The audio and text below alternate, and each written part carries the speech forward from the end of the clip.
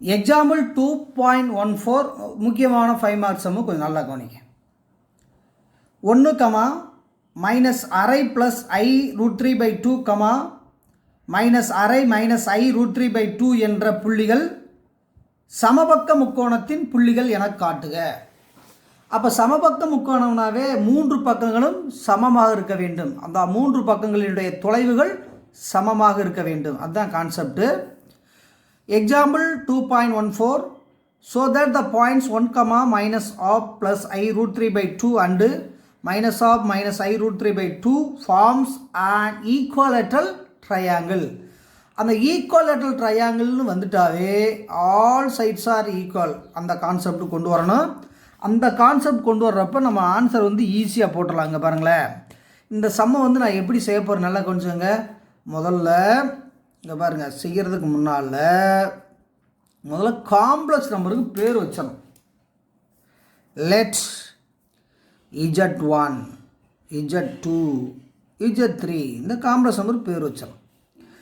ஏன்னா அப்போ தான் கண்டுபிடிக்கிறதுக்கு ஈஸியாக இருக்கும். அப்போ ஃபஸ்ட்டு பாயிண்ட்டு என்ன? First point 1. டயக்ராமே இது தேவையில்லை, இருந்தாலும் பார்த்துக்கோங்க. 1 செகண்ட் காம்ப்ளெக்ஸ் நம்பர் இது. அப்போ minus half plus i root 3/2 ஓகேவா. தேர்ட் பாயிண்ட் இதுதானே. அப்போ third point minus half minus i root 3/2 okay. 3 point கண்டுபிடிச்சாச்சு. இப்போ என்னென்னா ஒரே நிமிஷம்ப்பா, ஒரு ட்ரையாங்கிள் சும்மா ரஃப் ஒர்க் தான் அது. இது Z1 இது Z2 இது Z3ன்னு வச்சுக்கோங்க. முதல் டிஸ்டன்ஸ் Z1 Z2 கண்டுபிடிக்கணும். அடுத்த டிஸ்டன்ஸ் Z2 Z3 கண்டுபிடிக்கணும். அடுத்த டிஸ்டன்ஸ் Z1 Z3 கண்டுபிடிக்கணும். அப்படி கண்டுபிடிச்சி 3 டிஸ்டன்ஸ் ஈக்குவலாக இருந்தால் அது ஈக்குவலேட்டரல் ட்ரையாங்கிள் சமபக்க முக்கோணத்தை அமைக்கும்னு நம்ம முடிச்சிடலாம். முதல்ல ஃபஸ்ட்டு பாயிண்ட், முதல்ல Z1 Z2வினுடைய டிஸ்டன்ஸ் கண்டுபிடிக்கணும். டிஸ்டன்ஸ் அப்போ டிஸ்டன்ஸுக்குனா தெரியும் நம்மளுக்கு formula Z1 minus Z2 modulus of Z1 minus Z2. இதை இப்படியே போட்டால் போதும், இல்லை ப்ராக்கெட் போட்டு டீன்னு கூட போட்டுக்கலாம். டீனா டிஸ்டன்ஸ், தொலைவுன்னு அர்த்தம். வேறு distance of Z1 minus Z2. அப்போ முதல்ல Z1 எவ்வளவு? 1 மைனஸ் Z2 எவ்வளவுனா minus half plus i root 3/2 okay. நல்லா கவனிக்கணும். அப்போ Z1 மைனஸ் Z2. அப்போ வெளியில் இருக்க மைனஸ் என்ன பண்ணிடணும்? உள்ளே கொண்டு போயிடணும். அப்போ உள்ளே கொண்டு போனால் 1 மைனஸு ப்ளஸ் ஆயிரும். ப்ளஸ் அரை இதை சுருக்குனீங்கன்னா என்னாகும்? Minus i root 3/2. இப்போ ரியல் பார்ட்டு இமேஜரி பார்ட்டு தனியாக பிரிக்கணும். அப்போ 1 ப்ளஸ் அரை 1/2 அப்போ 3/2 மைனஸ் ஐ ரூட் 3/2 ஓகே. இதெல்லாம் சிம்பிளை பண்ணிட்டேன். இது ரியல் பார்ட் இல்லை. இனிமேலும் மாடுலஸ் கண்டுபிடிக்கணும். அப்போ மாடுலஸ்னாவே root of real number square plus imaginary number square minus root 3/2 whole square. அதாவது real part square plus imaginary part square. அப்படியே சிம்பிளிஃபை பண்ணால் 9/4 okay. 3 square 4 square 2 square plus ஆயிரும், மைனஸ் ப்ளஸ் ஆயிரும். அப்போ ரூட் 3 ஸ்கொயர் பண்ணால் வெறும் 3, 2 ஸ்கொயர்னா 4.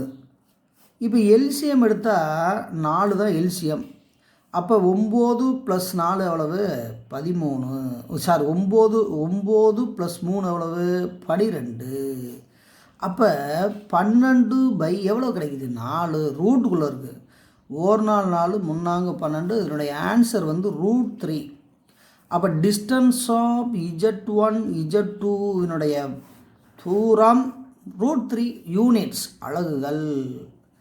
இப்போ ஃபஸ்ட்டு ரூட் 3 கண்டுபிடிச்சிட்டோம். அதே மாதிரி Z2 Z3க்கு கண்டுபிடிக்கணும். Z2க்கு Z3 கண்டுபிடிக்கணும். ரெண்டாவது பாயிண்ட். அப்போ டிஸ்டன்ஸ் ஆஃப் Z3 அல்லது Z2 Z3 அதாவது ஏபி பிசி சிஏ அந்த கான்செப்ட். அப்போ டிஸ்டன்ஸுக்கு மாடல்ஸ் தான் தேவை. அப்போ Z2 மைனஸ் Z3. Z2க்கு என்ன சார் இருக்குது? அப்போ Z2க்கு பார்த்தீங்கன்னா மைனஸ் அரை plus i root 3/2 minus Z3க்கு minus அரை மைனஸ் I√3/2. ஓகே, இது கண்டுபிடிக்க போகிறோம். இப்போ பார்த்தீங்கன்னா மாடுலஸ் தானே தேவை. அப்போ மைனஸை உள்ளே மல்டிப்ளை பண்ணுங்கள். மைனஸ் அரை ப்ளஸ் I√3/2 உள்ளே கொண்டு போனால் ப்ளஸ் அரை, உள்ளே கொண்டு போனால் ப்ளஸ் I√3/2. ஓகே, இது பார்த்தீங்கன்னா ப்ளஸ் அரை மைனஸ் அரை கேன்சல். ஓகேவா? இந்த இடத்த நல்லா கவனிச்சு பாருங்கள். மிச்சம் என்ன இருக்குது? Modulus I√3/2 plus I√3/2 2 times இருக்கா? அப்போ 2 தடவை I√3/2 இருக்குது. அப்போ 2 கூட அடிச்சிருங்க. அப்போ மாடுலஸ் I√3. அப்போ இதில் பார்த்தீங்கன்னா சார் நல்லா கவனிங்க, I√3 2 டைம்ஸ் கிடச்சிருக்கு. அப்போ இங்கே ஒரே நிமிஷம் இதுக்கு மாடுலஸுக்கு ரியல் பார்ட் எதுவும் இல்லை, plus imaginary part square. Real part square plus imaginary part square. அப்போ ரூட்டு 0 + 3, ஏன்னா √3 ஸ்கொயர் பண்ணால் வெறும் 3. அப்போ ஆன்சர் √3. இது வந்து distance of Z2 Z3. Okay, மூணாவது டிஸ்டன்ஸ் கண்டுபிடிக்கணும். மூணாவது டிஸ்டன்ஸ் கண்டுபிடிக்க போகிறோம். மூணாவது டிஸ்டன்ஸ்ன்னு சொன்னால் டிஸ்டன்ஸ் ஆஃப் Z3 Z1. அவ்வளோதான். அப்போ modulus of Z3 minus Z1. இப்போ Z3 தான் நம்மளுக்கு வேல்யூ தெரியும். என்ன தெரியும்? மைனஸ் அரை மைனஸ் I√3/2 மைனஸ் Z1க்கு என்னதுக்கு? 1 மாடுலஸ். இதை சிம்பிளிஃபை பண்ணி போடுங்க. இங்கே மைனஸ் அரை இருக்குது, மைனஸ் 1 இருக்குது. அப்போ -3/2 மைனஸ் I√3/2 மாடுலஸ். இப்போ கண்டுபிடிங்க sir. Real part imaginary part தனித்தனியாக போட்டு மாடுலஸ்க்கு வேல்யூ கொடுங்க. அப்போ -3/2 whole square plus -√3/2 whole square. அப்போ இது எவ்வளவு? வெறும் 3 × 3 எவ்வளவு? 9/4 ப்ளஸ் இது √3னா வெறும் 3/4. இது ஏற்கனவே போட்ட மாடலே ஏதாவது. அப்போ இதை சிம்பிளிஃபை பண்ணிங்கன்னா எல்சிஎம் எடுத்தால் 9 + 3 கீழே 4 தான். அப்போ எவ்வளவு? 12/4. அப்போ √3 1 டைம்ஸ் 3 டைம்ஸ் தானே √3. இது டிஸ்டன்ஸ் ஆஃப் Z3 × Z1. அப்போ 3 டிஸ்டன்ஸ் கண்டுபிடிச்சாச்சு. அதை கன்சால்டேட் பண்ணி எழுதலாம். அப்போ 3 டிஸ்டன்ஸ் கண்டுபிடிச்சான். இப்போ answer எழுதுகிறப்ப therefore distance of Z1 Z2 is equal to distance of Z2 Z3 is equal to distance of Z1 Z3 அல்லது Z3 Z1 is equal to √3 units, அலகுகள். therefore 3 பக்க தொலைவுகளும் சமம். 3 பக்கங்கள் தொலைவு சமம். therefore கொடுக்கப்பட்ட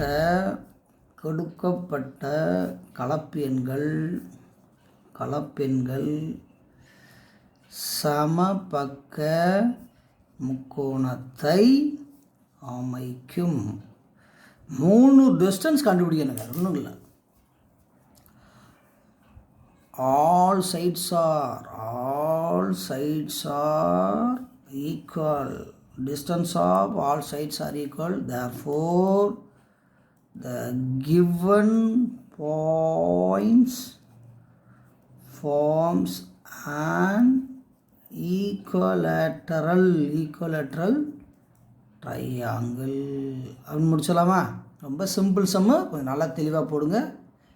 அடுத்த சம்முக்கு போகலாம். எக்ஸாம்பிள் 2.15. Z1, Z2 மற்றும் Z3 என்ற கலப்பு எண்கள். அதாவது Z1, Z2, Z3 ஆகியன 3 கலப்பு எண்கள் கொடுத்துருக்காங்க. Modulus Z1 is equal to modulus Z2 is equal to modulus Z3 is equal to R. இந்த 3 மாடுலஸ்களும் சமம், ஆறில் சமமாக இருக்கிறது. அந்த R greater than 0, 0வை காட்டிலும் R வந்து பெரியது. மற்றும் z1 plus z2 plus z3 not equal to 0, not equal to 0 எனவும் இருந்தால் whole modulus z1 z2 plus z2 z3 plus z3 z1 by z1 plus z2 plus z3 is equal to r என காட்டுகன்னு சொல்லியிருக்காங்களா. ரொம்ப இன்ட்ரெஸ்டிங்கான சம்மு, 5 mark சம்மு, கம்பல்சரியில் கேட்பாங்க. நல்லா கவனிங்க, ரொம்ப ஈஸியான சம்மு தான் வந்து பெருசாக இருக்கும், ஒன்றுமே கிடையாது. நம்மளுக்கு தேவை வந்து மாடலஸ் z1 z2 z3 இது பூராமே சமமாக இருக்குது, ஆறில் சமமாக இருக்குது. அப்போ இதுதான் கண்டுபிடிக்கணும். இதுக்கு ஒரே ஒரு ப்ராப்பர்ட்டி தெரிஞ்சால் போதும், நம்ம அந்த சம்மை வந்து ஈஸியாக அப்ரோச் பண்ணிடலாம். ரொம்பவும் எளிமையான கணக்கு, நல்லா கவனிங்க. எவ்வளவு ஈஸின்னு நீங்கள் பார்த்தாவே தெரிஞ்சுக்குவீங்க. பாருங்களேன், example 2.15 z1, z2 and z3 are 3 complex number such that modulus z1 is equal to modulus z2 is equal to modulus z3 is equal to r greater than or equal to 0, greater than 0, and z1 plus z2 plus z3 not equal to 0, then prove that whole modulus of z1 z2 plus z2 z3 plus z3 z1 by z1 plus z2 plus z3 is equal to r. அந்த ஆர்னு prove பண்ண சொல்லியிருக்காங்க. இந்த condition ரொம்ப முக்கியமான condition. எல்லாமே ஈக்குவல்னு சொல்லியிருக்காங்கல்ல, hours equal to, அதில் தான் நம்ம முக்கியம். அதில் ஒரே ஒரு ப்ராப்பர்ட்டி வச்சு நம்ம எல்லாமே அப்படியே கொண்டு வந்துடலாம். கொஞ்சம் நல்லா கவனிங்க. இப்போ ஃபஸ்ட்டு வந்து பார்த்திங்கன்னா நம்ம செய்ய வேண்டியது என்னென்னா, நல்லா பாருங்கப்பா, ப்ரூவ் பண்ண போகிறோம். ஒரே நிமிஷம். ஃபஸ்ட்டு வந்து டேக் கிவன் தட் போடுங்க. Given that modulus of z1 is equal to r, இப்படி பிரிச்சுக்கோங்க. modulus of z2 is equal to r, modulus of z3 is equal to r. ஓகேவா? இது என்ன பண்ணுங்க, எல்லாத்தையும் என்ன பண்ணுங்க, ஆர்னு வச்சுக்கோங்க. ஏன் சார் வைக்கணும், அங்கே வந்து ஃபில் பண்ண போகிறோம். நல்லா கொஞ்சம். இப்போ ரெண்டு பக்கமும் ஸ்கொயர் பண்ணால் என்ன வரும்னா, நல்லா கவனிப்பா, modulus of z1 square equal to R square. ஓகேவா? Modulus of z2 square equal to R square. ஏன்னா ரெண்டு பக்கமும் என்ன பண்ணுறோம், ஸ்கொயர் பண்ணுறோம். Modulus of z3 square equal to R square. இது எல்லாத்தையும் அப்படியே வச்சுக்கோங்க. ஓகேவா? இப்போ வச்சுக்கிட்டு ஒரு முக்கியமான ஒரு பாயிண்ட் எழுத போகிறேன். நல்லா கவனிங்க. Modulus of z square equal to, modulus of z equal to என்னப்பா, z இன்ட்டு z பார்னு போடலாமா? அந்த ஃபார்முலா தான், வேற ஒன்றும் இல்லை. Modulus of z equal to z into z bar, modulus of z equal to, நல்லா கவுன்ஸ் வரணும், அப்புறம் எழுதிக்கலாம். z equal to z into z bar, அது சேம் எழுதிட்டு வரேன். Modulus of z is equal to z into z bar. ஓகேவா? அப்போ சேம் ஃபார்முலா. அப்போ இந்த R1 வந்ததுனால இந்த இடத்துல என்ன பண்ண போகிறோம், R1 போட போகிறோம், வேறு ஒன்றும் இல்லை. அப்போ modulus of z1 equal to z1 bar, modulus of z2 equal to z2 into z2 bar, modulus of z3 is equal to z3 into z3 bar. இதெல்லாம் கண்டுபிடிச்சுக்கோங்கப்பா. அப்போ என்ன சொல்ல வர்றான், நல்லா கவனிங்க. இந்த இடத்துல நல்லா கவனிங்க. Modulus of z equal to z1 into z bar. Formula படிச்சுக்க முடியா? இந்த modulus of z square, sir இந்த இடத்துல ஸ்கொயர், மாடுலஸ் ஆஃப் z ஸ்கொயர்னா z இன்ட்டு z பார். அந்த பேஸில் எல்லாமே என்ன பண்ணணும், ஸ்கொயர் போட்டோம், வேறு ஒன்றும் இல்லை. அப்போ உங்களுக்கு படிப்படியாக எழுதி கொடுத்துருக்கேன். இந்த ஃபார்முலாவை படிப்படியாக எழுதி கொடுத்துருக்கேன். அப்போ மாடுலஸ் ஆஃப் z1 ஸ்கொயர் என்பது z1 இன்ட்டு z பார். இந்த ஃபார்முலா பேசிஸில் எழுதியிருக்கேன். இப்போ இதிலேருந்து ஒரு முடிவுக்கு நல்லா வரணும். அப்போ இது ரெண்டும் சமமா? அப்போ இது ரெண்டும் சமம்னா என்ன அர்த்தம், நல்லா கவனிங்க. z1 into z1 bar equal to R square போடலாமா, போடக்கூடாதா? அடுத்து என்ன பண்ணலாம், இது ரெண்டு சமம் தானே. அப்போ Z2 into Z2 bar equal to R square போடலாம்ல. அதுக்கு அடுத்து எப்படி போடலாம், Z3 into Z3 bar equal to R square. அவ்வளோதான். இதை நீங்கள் போட்டிங்கனாவே எல்லாமே முடிஞ்சிருது. மறுபடியும் ஒரு நிமிஷம் இந்த இடத்த மட்டும் நல்லா கோணிங்க. இதெல்லாம் மைண்ட்லேயே வச்சு போடலாம், நேரடியாக கூட போட்டுக்கலாம். அது நம்மளுடைய சாமர்த்தியம் தான், ஒன்றுமே கிடையாது. அப்போ modulus Z1 equal to r கொடுத்துருக்காங்க, modulus Z2 equal to r அதுவும் கொடுத்துருக்காங்க, மாடுலஸ் Z3 ஈக்குவல் டு ஆர்னு எல்லாமே கொடுத்துட்டாங்க. இப்போ என்ன பண்ணோம், நம்ம ரெண்டு பக்கம் என்ன பண்ணியிருக்கோம், ஸ்கொயர் பண்ணியிருக்கோம். இங்கே ஸ்கொயர் பண்ணியிருக்கோம், இங்கே ஸ்கொயர் பண்ணியிருக்கோம். ஸ்கொயர் பண்ண பின்னால் இந்த ஃபார்முலாவை தான் என்ன பண்ணியிருக்கான், அப்ளை பண்ணியிருக்கான். அதாவது modulus Z² equal to Z into Z பார். இந்த ஃபார்முலாவை அங்கே அப்ளை பண்ணியிருக்கோம், இந்த ஃபார்முலாவை இங்கே அப்ளை ஒரே ஃபார்முலா தான். R1 R2 R3 ரெண்டும் சமம்ல. இது ரெண்டு சமம், இது ரெண்டு சமம், இது ரெண்டு சமம். சார் இதெல்லாம் எதுக்கு சார் கண்டுபிடிக்கிறான், நல்லா கவனிங்க. இப்போ தான் சொல்ல போகிறேன். அப்போ Z1 தேவை, சம்மில் அப்ளை பண்ண. Z1 என்பது R² பை Z1 பார். இது R1 Z1 வேல்யூ. அப்போ Z2 என்பது R2² by Z2² bar. Okay, இது தேவை. Z3 என்பது R² பை Z3 பார். ஓகேவா. இப்போ முடிவாக ஃபைனலாக இப்போ தெரிஞ்சிருக்கோம். Z1 Z2 Z3 மூணையும் கண்டுபிடிச்சிட்டோம். இந்த மூணையும் கண்டுபிடிச்சி நம்ம என்ன சார் பண்ண போகிறோம்னா, இந்த ப்ரூஃப் இருக்குல்ல, இந்த Z1 Z2 Z3 இங்கேயும் இருக்குது, இங்கேயும் இருக்குது, இங்கே போய் பில்டப் பண்ண போகிறோம். எல்லாமே நம்மளுக்கு கிளியர் ஆகிடும். Z1 Z2 Z3 இதை மட்டும் எடுத்து சால்வ் பண்ணால் நம்மளுக்கு ஆன்சர் கிடச்சிட போகுது. இந்த Z1 கண்டுபிடிச்சிட்டோம், Z2 கண்டுபிடிச்சோம், Z3 கண்டுபிடிச்சிட்டோம். அதை மட்டும் எடுத்து ஒர்க் பண்ண போகிறோம். அதை மட்டும் எடுத்து என்ன பண்ண போகிறோம், ஒர்க் பண்ண போகிறோம். நம்மளுக்கு தேவையான ஆன்சர் வந்து கிடைக்க போகுது. கொஞ்சம் நல்லா கவனிங்க. இதுதான் வந்து முக்கியமான இடம். Take Z1 plus Z2 plus Z3 மூணையும் கூட்டுங்கப்பா. Adding Z1 plus Z2 plus Z3 மூணையும் கூட்டுங்க. அப்படி கூட்டினா இங்கே பாருங்கள், நல்லா கவனிங்க. இப்போ தான் முக்கியமான இடத்துக்கு வர்றோம்.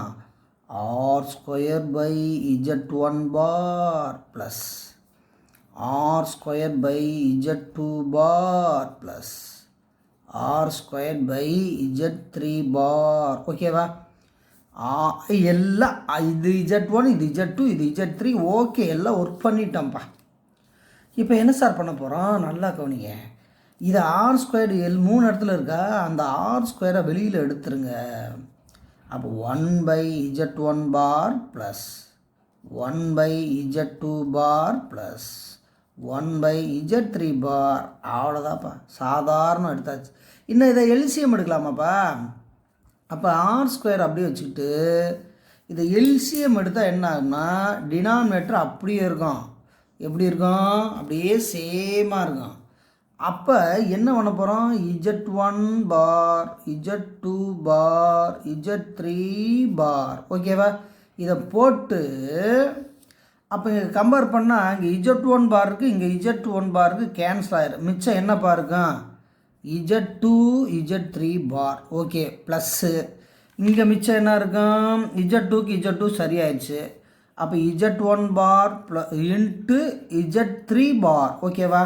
இங்கே என்ன இருக்கோ அதை விட்டுட்டு எழுதணும். அடுத்து Z3க்கு Z3 சரியாச்சு. அப்போ Z1 பார் Z2 பார். அவ்வளோதாப்பா. இந்த ஸ்டெப்பை நீ தப்பு இல்லாமல் எழுதிட்டாவே எல்லாமே போயிடும். அப்போ Z1 Z2 Z3 என்ன பண்ணோம், அப்படியே வேல்யூவை போட்டு ஃபில்லப் பண்ணோம். R² வந்து வெளியில் எடுத்துட்டோம். அதுக்கடுத்து என்ன பண்ணியிருக்கோம், R² எடுத்துகிட்டு எல்சிஎம் எடுத்துருக்கோம். எல்சிஎம் எடுத்த பின்னால் ஒரு முக்கியமான கண்டிஷனுக்கு வர போகிறோம். நல்லா கவனிங்க. ஏன்னா இப்போ தான் ஒரு முக்கியமான கண்டிஷன் போடுவோம். டேக்கிங் இந்த சைடு எழுதிக்கிங்க, Z1 plus Z2 plus Z3 எழுதிட்டோமா. இப்போ taking modulus on both sides bracket எடுக்கிறதுக்கு இருபுறமும் மட்டு எடுக்க, ரெண்டும் மட்டு எடுக்கணும். இந்த அப்படி இந்த இப்படி இருபுறமும் மட்டு எடுக்க. அப்படி அப்போ இருவரை மட்டும் எடுத்தால் Z1 plus Z2 plus Z3 இந்த பக்கம் R² இன்ட்டு